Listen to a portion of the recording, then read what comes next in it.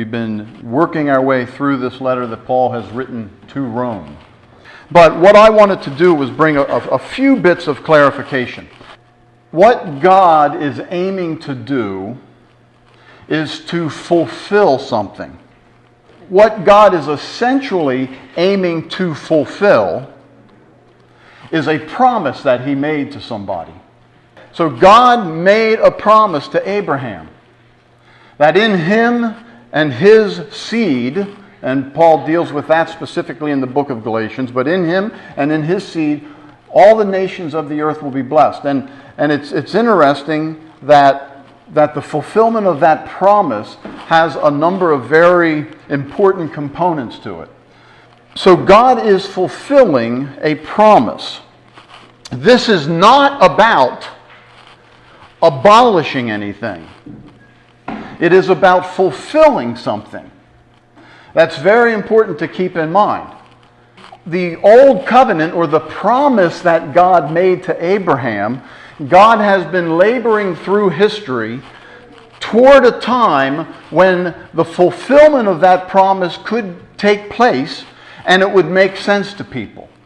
And in the process of doing that, God gave them all sorts of signposts and all sorts of things to understand as shadows of things to come.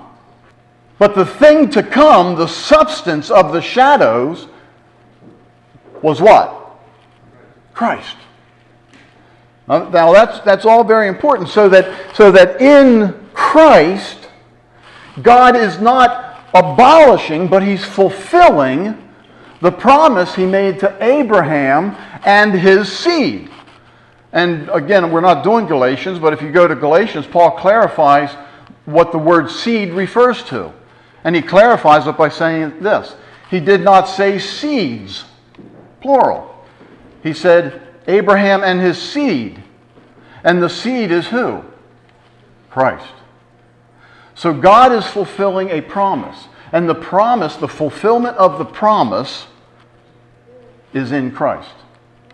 This line of reasoning runs through this letter. So we're going to do a little bit of review. Here's what we have. We remember that God created human beings. He created them in his image. Male, female, he created them. And he told them that you were to rule over the fish of the sea, the birds of the sky, the creeping things, the cattle, and over all the earth. And God gave us all the abilities we need. We understand from what Paul said in the beginning of Romans that God gave us truth about himself. God wrote the law upon our hearts. He gave us information about himself and about what it means to live a life that honors God, a life of love toward God, a life of love toward men. So that period of time, which goes from the beginning of creation to the point where God called Israel into existence, we have all the peoples of the earth and the nations of the earth developing. Does that make sense? Okay? But a problem arose in that age and in that period of time. What was the problem? Sin. So God saw, and if you read it in Genesis 6, God can't say it as any stronger than he said it in Genesis 6. That every intent of the thoughts of their heart were only evil continually. And so what God was looking at when he looked at the human race was a race of people that had departed from, by suppressing and ignoring and denying the truth, their calling. They had misused their abilities. They had suppressed the truth. And they had brought guilt upon themselves, a guilt which they could not rectify. So, in response to that, one of the crucial steps that God took was he called a nation into existence. And that nation started with one person. And it was who? Abraham. And God made a promise to Abraham. So God raises up a people, and they're called, we call them the Jews or the Israelites. But their existence came in response to the initial problem that the human race ran into, and as a step in the process of solving the issue. So all of this stuff that we're talking about, all of the Old Testament history and all of these challenges that we look at are all about God fulfilling a promise to Abraham. When this information began to be shared with the Jews, when this fulfillment began to be revealed, the Jews couldn't receive it. They couldn't handle it. Because in their mind, they had to give up the law. You see, and Jesus himself had to clarify to his Jewish listeners, I didn't come to abolish the law or the prophets. I came to what? Fulfill. To accomplish. Accomplish what? Accomplish what God had been doing in fulfilling the promise to Abraham. But when Paul began to preach the gospel, the Jews were very confused about these things and did not quite know, number one, whether Christ really was the Messiah, whether he was the fulfillment of the promise, and if he was, what does that mean?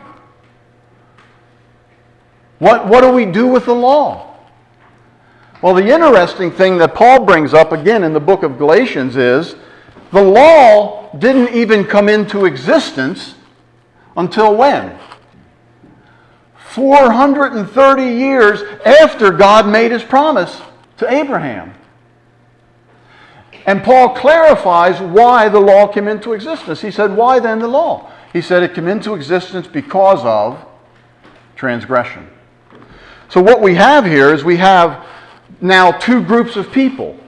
And this is why you see in Paul's letter to Rome this constant issue over addressing the Jews and over addressing the Gentiles, over addressing those who have the law, capital L, and those who were without the law. They were two separate groups of people.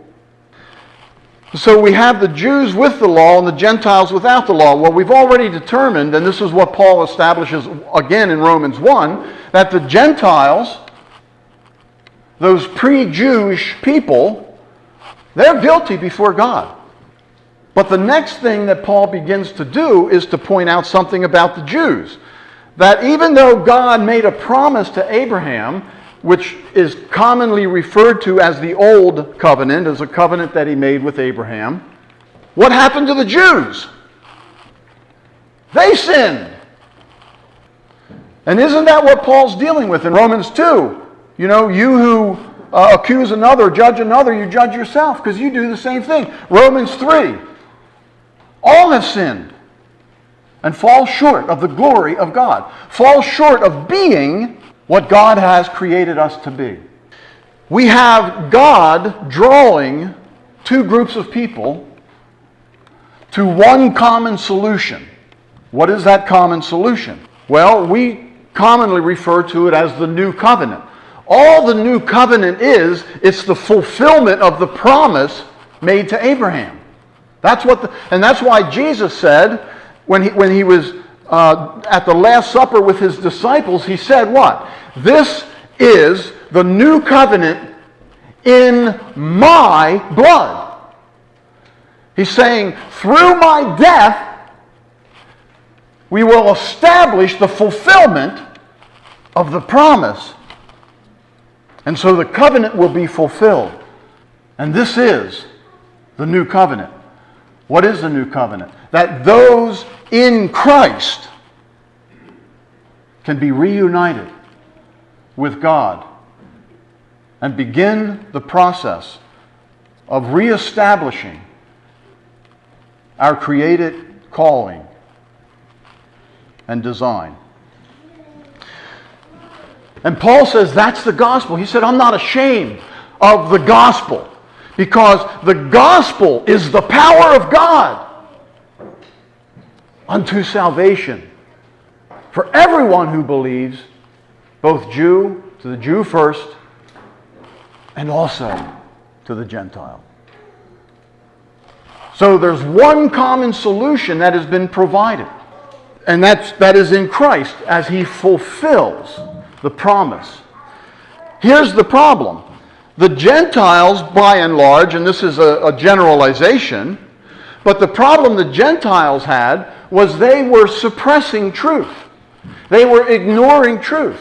If you can't get a person to see the truth behind something, to acknowledge the truth behind something, where do you take them? You don't go anywhere. If they can't see the truth of the solution, if they can't see the significance of Christ, if they can't understand these things, then they're sunk. But the problem the Jews had was they wanted to maintain the old system.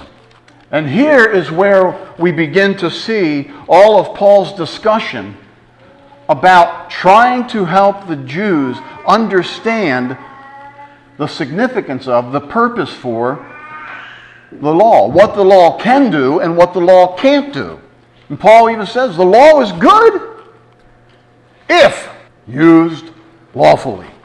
If used in accordance with the purpose it was given. That will develop as we go through Paul's effort to convince the Jews of these issues. Throughout the New Covenant, the Old Covenant has significance for helping us understand a lot of things. But it is not the Old Covenant that we hold to.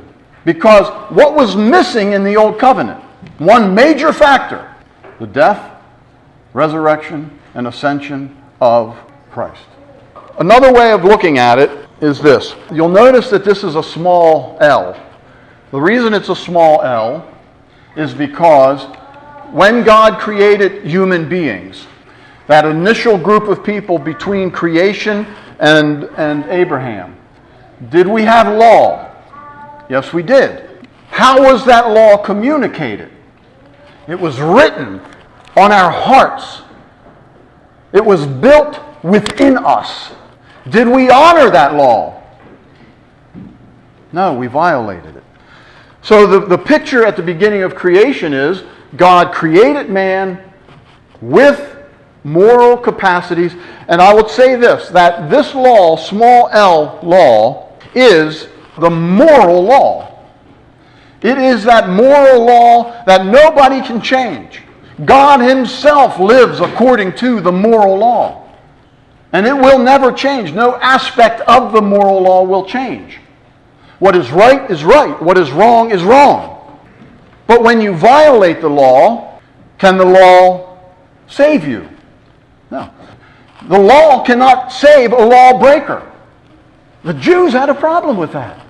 They were afraid to let go of the law because their trust, their security was in who they were as a people. It was in the law. You have the law, you have sin, and you have death. Now, over on this side, we bridge then this to the next side through a promise. And because the children of Abraham still had a problem with sin, God found it necessary to try to help them understand the nature of sin. This is what Paul says in the book of Galatians when he says, "Why then the law?" He said the law came because of transgression. And so Paul is saying God gave you the law to clarify what is right and what is wrong. It's almost like if you were to say to your child, go in and clean up your room. It's a good chance that the kid will go in and do what they think is cleaning up their room. And when you walk in, you still see a pair of underwear hanging on the lamp and a shoe over here and a book laying there. And in their mind, they went in and they picked up 3 or 4 things and put it away, but there's still 5 or 6 things out of order. So at that point, what do you have to do? You have to give them clarification. You have to say, a clean room looks like this. But he made a promise to Abraham first, then he gave the law to clarify how you were still blowing it. So the law came in not to fulfill the promise, but to help the people understand their need for the fulfillment that was eventually going to take place. And so what does that lead to? Well, that leads to the gospel, what we call the good news. The good news is God fulfilled his promise in Jesus. And it is by faith in Christ we become part of the fulfillment. And God grants forgiveness for what? For sin. And it produces life. What did sin produce? Death. Again, I want to emphasize that the promise and consequently the law, none of them are abolished. They are fulfilled. And they are fulfilled in Christ.